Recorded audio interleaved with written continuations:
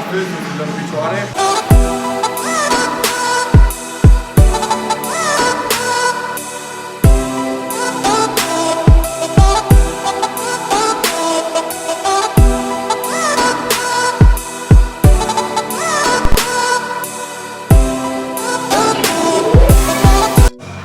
Ciao prieteni, astăzi o să facem picioare.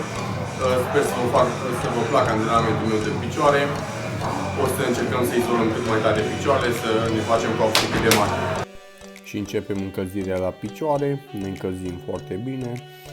V-am pus și încălzirea ca să știți în ce fel mă încălzesc eu la picioare. Și am uitat să menționez până acum în videoclipurile anterioare. Deci încălzirea este cel mai important lucru. Dacă nu te încălzești bine, risci să te accidentezi. Deci concentrați-vă destul de mult pe încălzire. Contează foarte mult. Întâlnesc deseori persoane care vin în sală, nici nu fac încălzirea și merg direct la aparate. Deci cea mai mare prostie. Încercați să vă încălziți prima dată. Încălziți-vă bine articulațiile. Pregătiți mușchiul dinainte.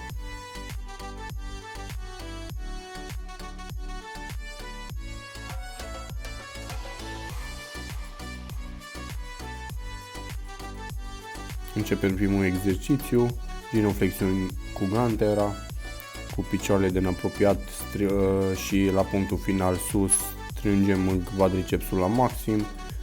Încerc să mă duc lent, ușor în jos, cu o mică pauză jos și să controlez mișcarea la maxim.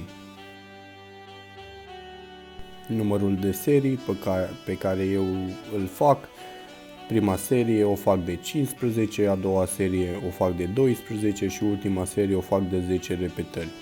Încerc să fac doar 3 serii pe fiecare exercițiu, să fac mai multe exerciții. Cum ați observat, am încercat să fac o mică tensiune în jos și mișcarea să vină ușor pe negativ, încât să avem o tensiune cât de mare și tensiunea să fie foarte mult în mușchi. Al doilea exercițiu, genoflexiuni cu bara pe spate.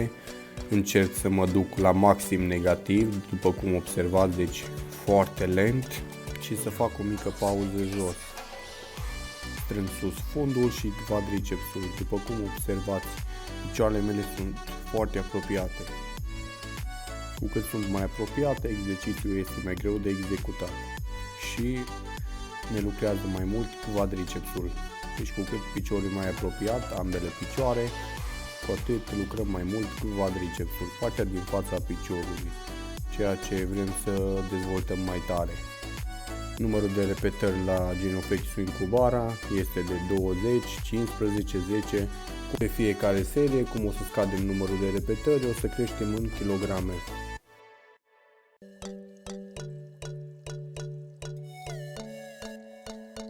Al treilea exercițiu, hip thrust. Încercăm să facem 20 de repetări, timp de 4 serii, 20, 18, 16, 14. De început, am ajuns la zona inghinală, vrem să concentrăm inghinale foarte mult. O să ne concentrăm foarte mult pe aducția lor, deci când am ajuns la punctul maxim de contracție, ținem o secundă pauză și lăsăm ușor pe negativ. O pauză când am întins la maxim, o pauză când contractăm la maxim. Încercăm pe cât posibil mișcarea să fie controlată. Să-i dăm drum. Numărul de repetări o să fie de 20, 18, 16, 14. La ultimul exercițiu o să îl facem de 4 serii. Să concentrăm zona inghinală mai tare.